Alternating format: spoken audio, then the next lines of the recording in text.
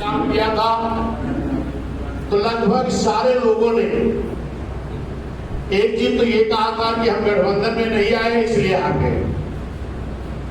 दूसरी बात लोगों ने ये कहा था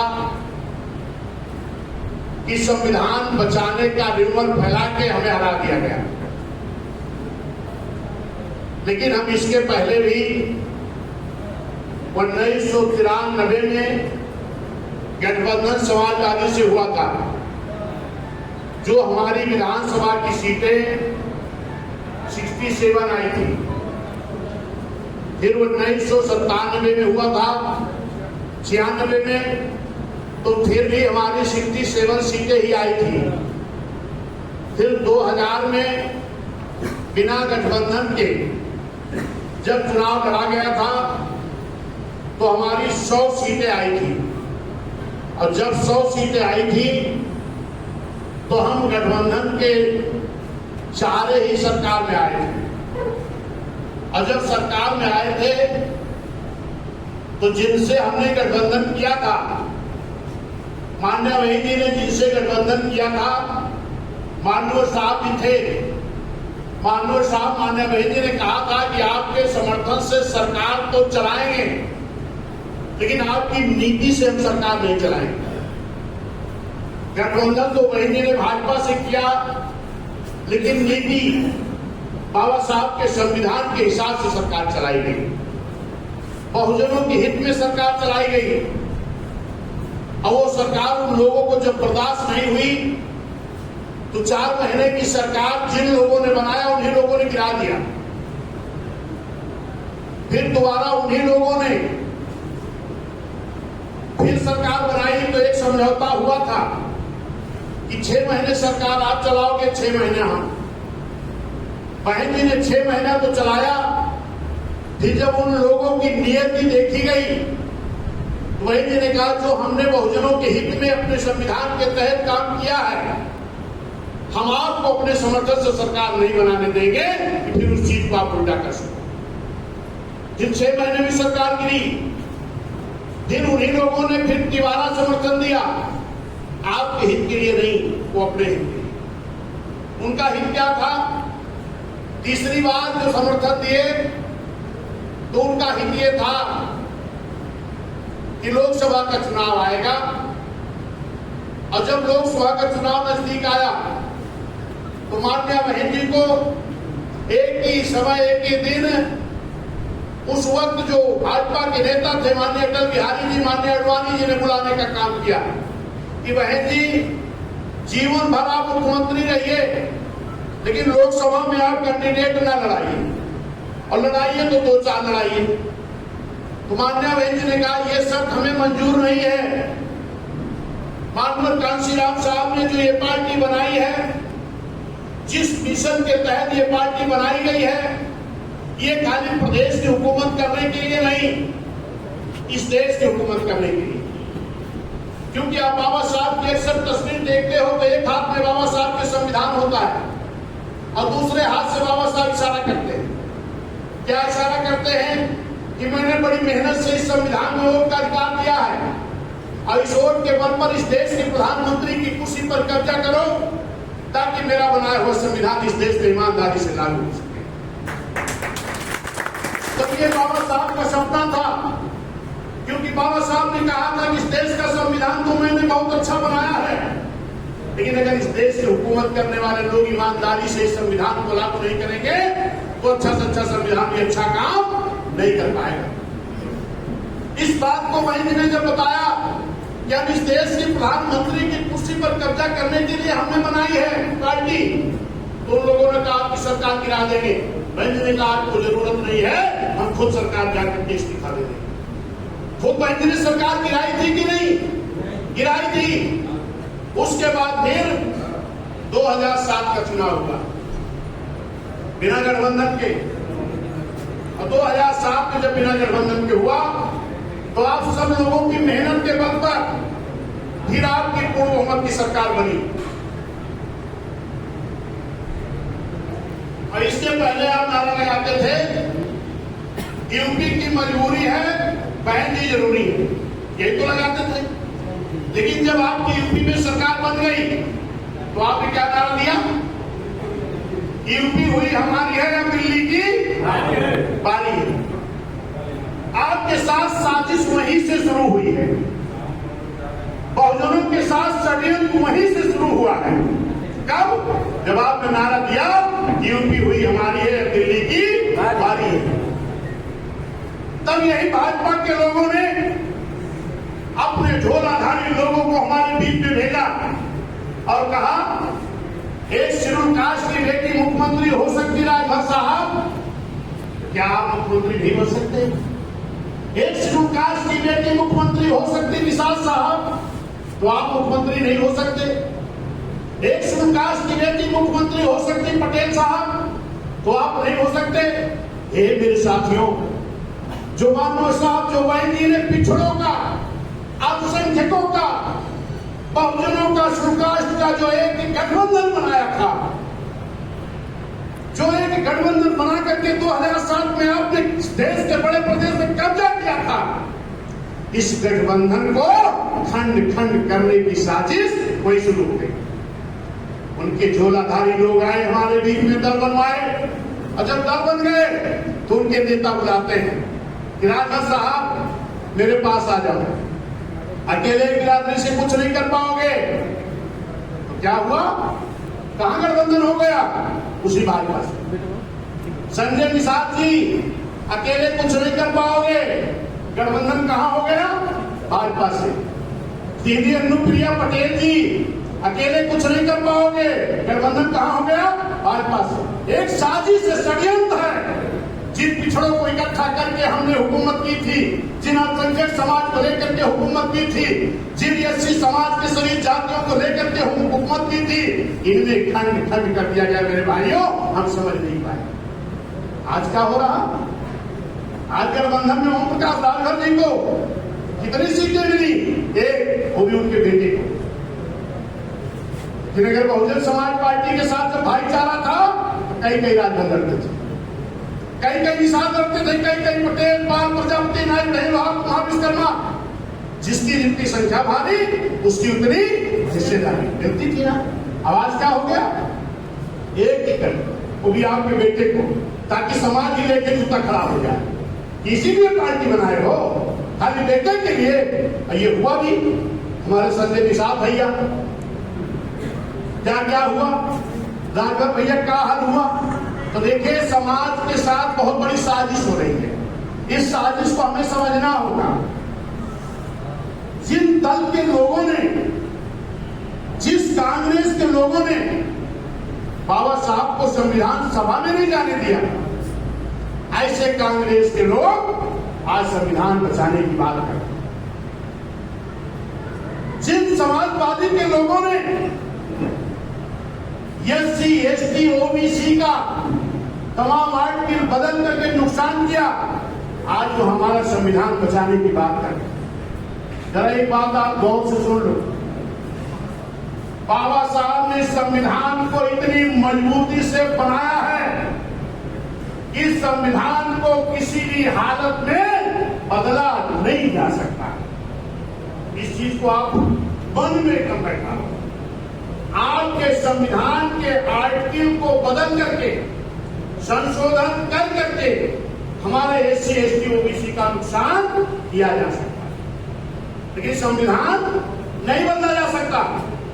क्योंकि बाबा साहब ने इस चीज की आशंका की थी ना कि अगर इस देश की हुकूमत करने वाले नियत साफ करके मेरे संविधान को लागू नहीं करेंगे तो इस देश का विकास संपूर्ण संभव नहीं है। अगर इतनी आशंका बाबा साहब के मन में थी, ये नहीं रहा होगा कि ये बेईमान लोग हमारा संविधान न बदले। इसीलिए इतनी मजबूती से बनाया गया था। संविधान बदला नहीं जा सकता।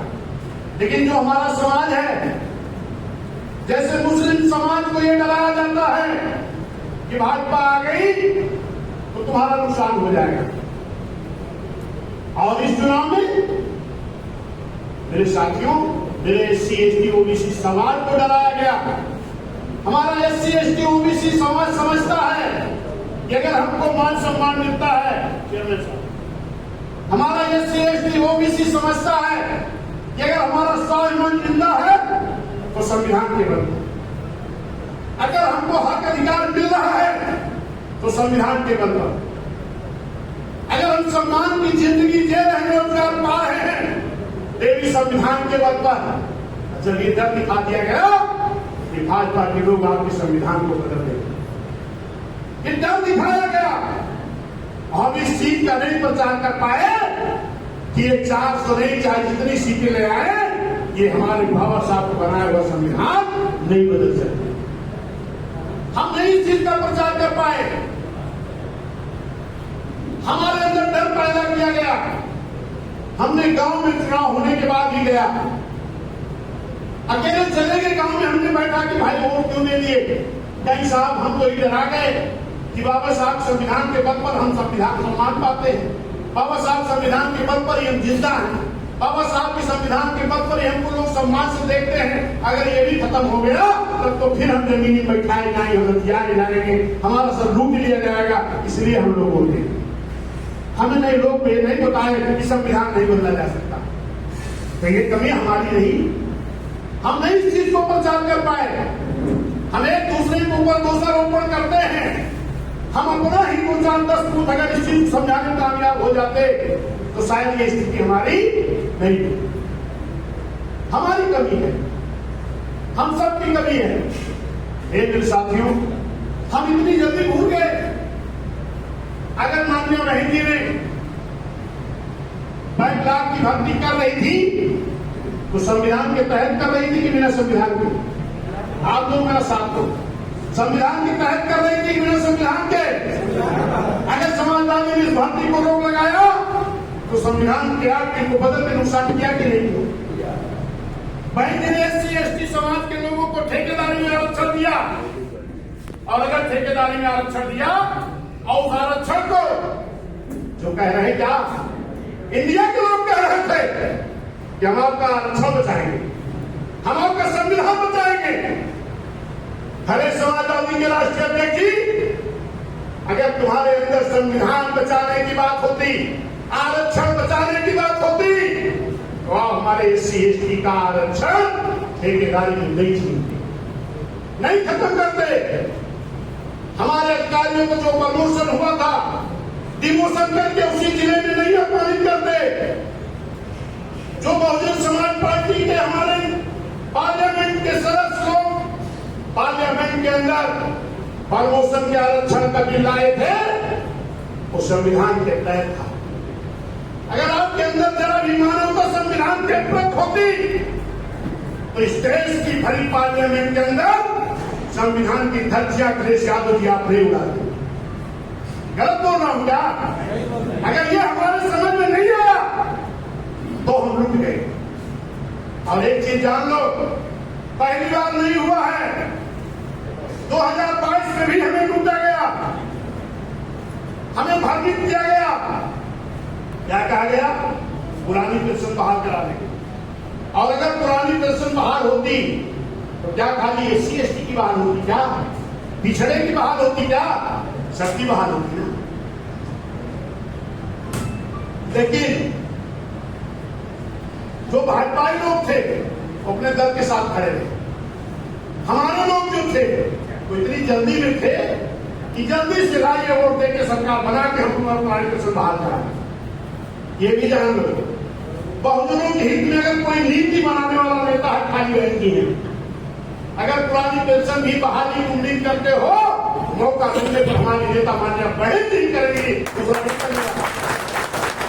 पहले देख लेना क्या हुआ, कितना अपमान देना हुआ है। मेरे साथियों, इस बात को हमें गौर करना पड़ेगा।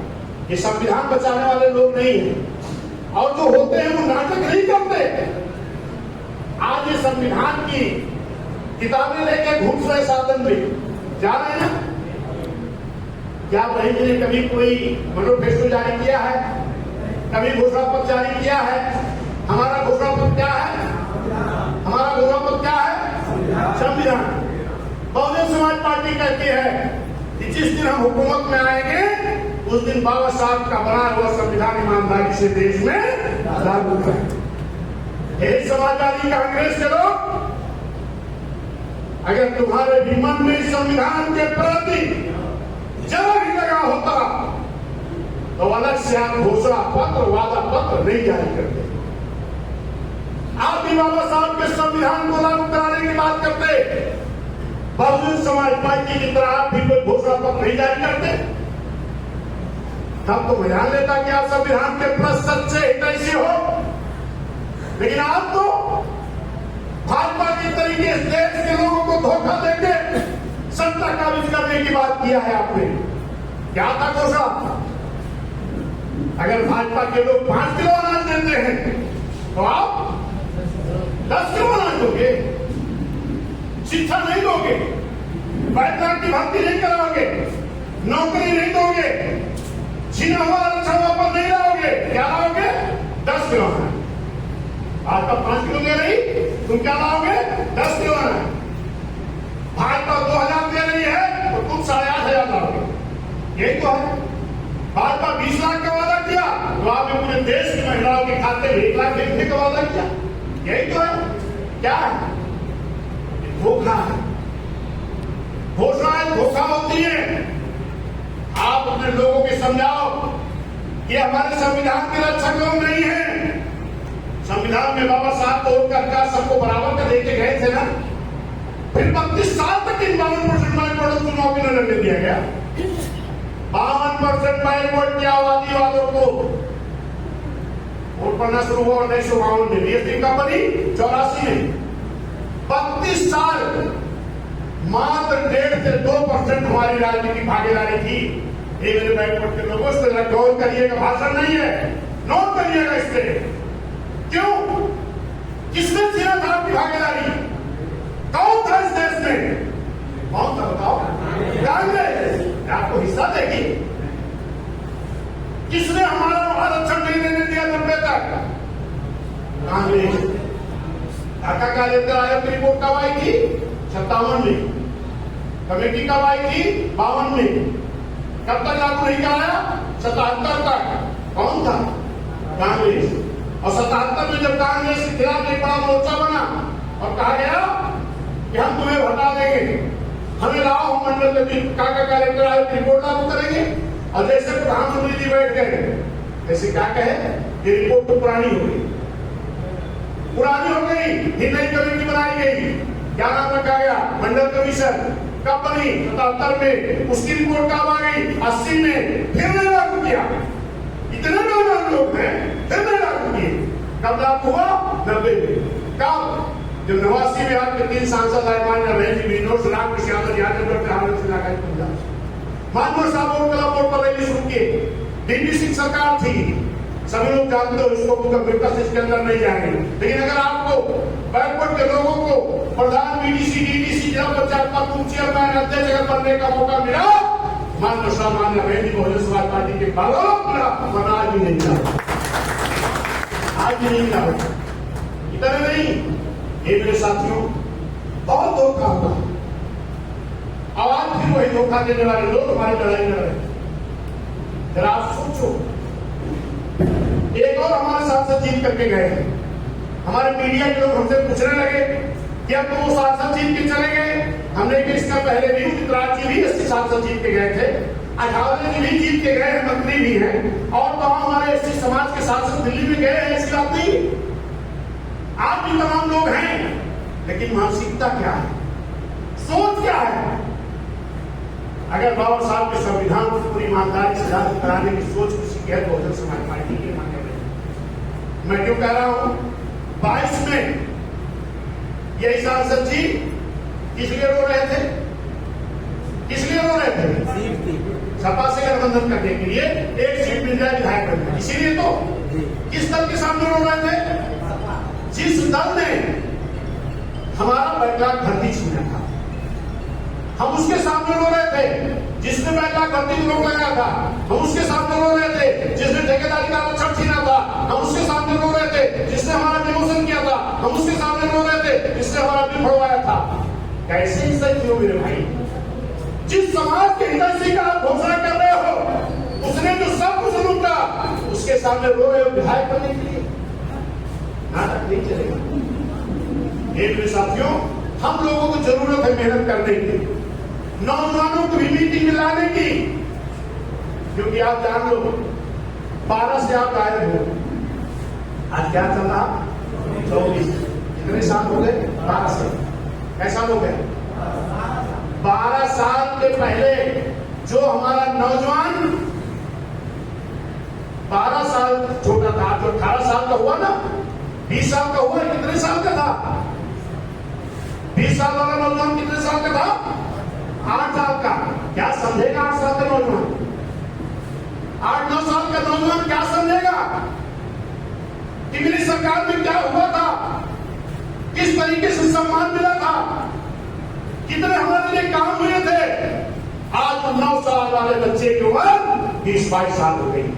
अगर आज उसको हम मीटिंग में नहीं लाएंगे, निश्चित है जब हम भ्रमित हो गए तो नौजवान तो भ्रमित हो ही जाए। बहन जी कह रहे हैं कि नौजवान को 50% भागीदारी दो। मेरे साथियों, उसी संख्या में आप आओगे, 2-4 नौजवानों को भी साथ में लेकर के आ जाओ।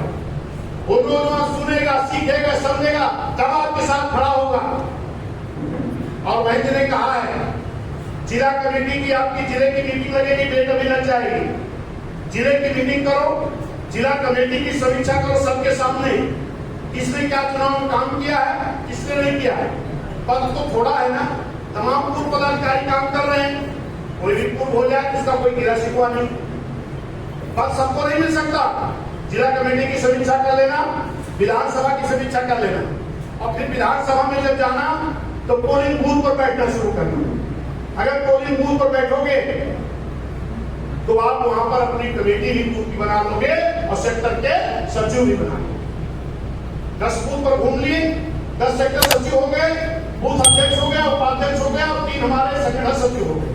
फिर उसी सेक्टर से 2 अच्छे उनका ढूंढ लो, सेक्टर अपने महासचिव हो गए। कमेटी बनी है जो पहले समीक्षा करो, अच्छे तो ठीक है, नहीं तो फिर नए बना लो, सदस्य बना लो। सदस्यता भी आपकी हो गई कितनी? अब 50 रुपए, जो आप चाहत थी, जो आपकी चाहत है पहले वही कर रही है, सदस्य बना लो। और जब आपके 10 सेक्टर पूरे हो जाए, 10 सेक्टर, तो एक कैडर बनाओ, किनको बनाओ? उन्हीं पदाधिकारियों, उसमें हमारे साथ लोग आएंगे, हम लोग भी जो रहने आएंगे। 10 सेक्टर का कैडर होगा, फिर 10 बना लो, फिर 10 का कैडर कराओ, फिर 10 बना लो। मैंने कहा है विधानसभा में 4 कैडर, और 4 कैडर तभी करेंगे जो बनाते जाए उनका कैडर होता जाए। हम उनको बता तो देंगे आपका काम क्या है मेरे भाई, ये बूथ कमेटी करेगी क्या, सेक्टर कमेटी करेगी क्या, जिला कमेटी, विधानसभा कमेटी की हमारे काम क्या होगा।